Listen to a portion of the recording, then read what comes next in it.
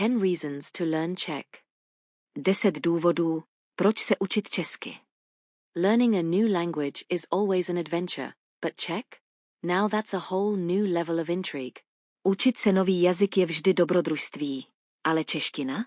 To už je úplně nová úroveň tajemství.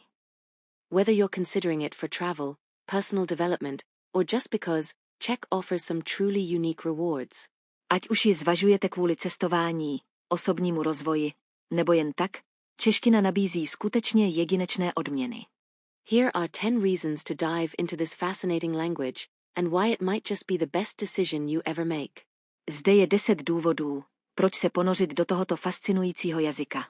A proč to možná bude nejlepší rozhodnutí, jaké kdy uděláte. 1. Unlock the secret code of Central Europe. První odemkněte tajný kód střední Evropy. Czech isn't just spoken in the Czech Republic. Češtinou se nemluví jen v České republice.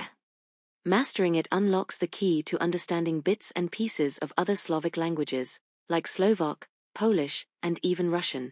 Její zvládnutí vám otevře klíč k porozumění částem dalších slovanských jazyků, jako je slovenština, polština a dokonce ruština.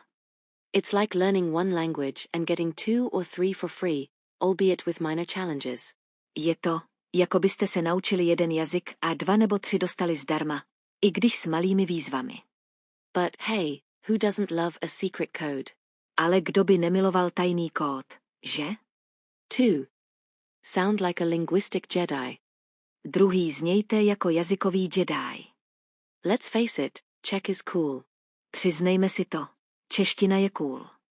The way the words twist and roll, especially with sounds like R, yes, it's pronounced with a trilled R and a ZH sound, makes you sound like you've mastered an arcane art. Způsob, jakým se slova kroutí a plynou, obzvlášť se zvuky jako S, ano, vyslovuje se s rozechvělým R a zvukem žet. Vás přiměje znít, jako byste ovládli tajemné umění. Fluency in Czech will have your friends asking, what kind of magic is this? Plynulá čeština přiměje vaše přátele se ptát, co je tohle za kouzlo. 3. Impress friends with your knowledge of declensions. 3. Ohromte přátele svými znalostmi skloňování. Ever feel like grammar in other languages is just too straightforward? Máte někdy pocit, že gramatika v jiných jazycích je příliš jednoduchá? Czech will spice things up for you with 7 grammatical cases. Čeština vám to okoření 7 mluvnickými pády. Each noun changes form depending on how it's used in the sentence. Každé podstatné jméno mění svůj tvar podle toho, jak je použito ve větě. It's like juggling, but with words. Je to jako žonglování, ale se slovy. And who doesn't want to be the kind of person who can casually explain the genitive plural over dinner? A kdo by nechtěl být tím typem člověka, který dokáže nenuceně vysvětlit genitiv množného čísla u večeře? 4. Master the tongue twister capital of the world. 4. Ovládněte hlavní město jazykolamů na světě. Czech is full of delightful tongue twisters. Čeština je plná úžasných jazykolamů. Think strc prst skrz krk, stick your finger through your throat, and other consonant-heavy phrases. Představte si stáč post skok a další fráze půjné souhlásek. No vowels needed. Žádné samohlásky nejsou potřeba. Once you can say those without breaking a sweat, English tongue twisters will feel like child's play. Jakmile je dokážete říct bez zaváhání, budou vám anglické jazykolamy připadat jako dětská hra. 5. Experience the delight of untranslatable words. 5. Zažijte radost z nepřeložitelných slov. Every language has words that defy translation, and Czech is no exception. Každý jazyk má slova, která se těžko překládají, a čeština není výjimkou. Take the word litist, which describes a complex emotional state somewhere between grief, remorse, and self-pity. Například slovo litost, které popisuje složitý emocionální stav mezi smutkem, výčitkami a sebelítostí. Or svedkovat, inspired by the famous character Svedk, meaning to subtly resist authority by pretending to be foolish. Nebo švejkovat, inspirované slavným hádinou Švejkem, což znamená jemně vzdorovat autoritě před skýráním hlouposti. Learning Czech lets you experience a whole new emotional spectrum. Učením češtiny objevíte zcela nové spektrum emocí. 6. Navigate Czech social situations like a pro. 6. Navigujte společenské situace v Česku jako profík. The Czech Republic is known for its quirky customs, and knowing the language helps you blend in. Česká republika je známá svými svéráznými zvyky a znalost jazyka vám pomůže zapadnout. For instance, when you're invited to a Czech party, you'll know that let's have one drink translates into multiple rounds. Například, když jste pozváni na českou oslavu, pochopíte, že dáme si jeden drink znamená několik kol. Being able to say just jedno, one more, will make you part of the crew. Umět říct ještě jedno pivo, vás okamžitě začlení do party. 7. Read world-class literature in the original. 7. Čtěte světovou literaturu v originále. Franz Kafka wrote in German, but Czech literature stands on its own, with masterpieces from authors like Milan Kundera and Karel Čapek. Franz Kafka psal německy, ale česká literatura stojí pevně na svých nohou díky autorům jako Milan Kundera a Karel Čapek. Reading Čapek's RUR, which introduced the word robot to the world, in the original is a badge of honor for any language learner. Číst Čapkovo RUR, které světu přineslo slovo robot, v originále je čestným odznakem pro každého studenta jazyků. Plus, it'll make you a hit at book clubs. Navíc s tím budete hvězdou na knižních klubech. 8.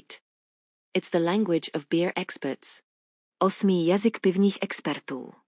Czechia takes beer seriously. After all, it's home to Pilsner, the beer style that changed the world. Česko bere pivo vážně. Konec konců je domovem pilzeňského piva, stylu, který změnil svět. Learning Czech means you'll be able to order the perfect pivo with confidence, discuss the subtle differences between a Pilsner and a Světlý lízák, and raise a proper toast with na zdraví. Znalost češtiny vám umožní sebevědomě objednat perfektní pivo, rozebírat jemné rozdíly mezi Plzní a Světlým ležákem a připít správným na zdraví.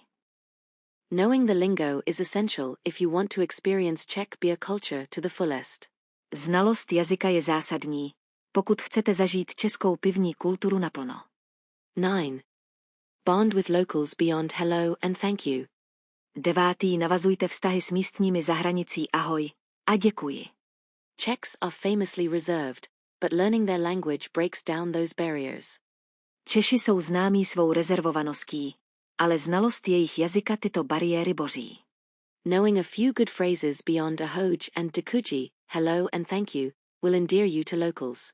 Znalost pár dobrých frází kromě ahoj a děkuji vám zajistí přízeň místních. And once you've impressed them with some basic Czech, they'll probably switch to English out of politeness. A jakmile na ně zapůsobíte základní češtinou, pravděpodobně z ohleduplnosti přepnou do angličtiny.